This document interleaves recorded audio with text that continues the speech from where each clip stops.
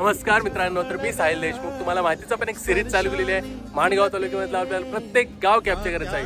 तर तेच मी आज आलेलो आहे निजामपूर विभागातील बांदलवाडी गावामध्ये.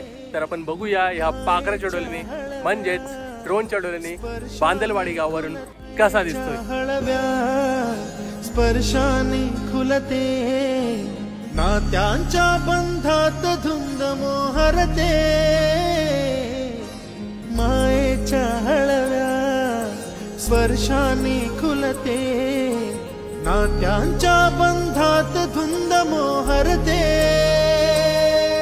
मन उधाण वाऱ्याचे गुज पावसाचे, का होते बेभान कसे गहिवरते. मन उधाण वाऱ्याचे गुज पावसाचे, का होते बेभान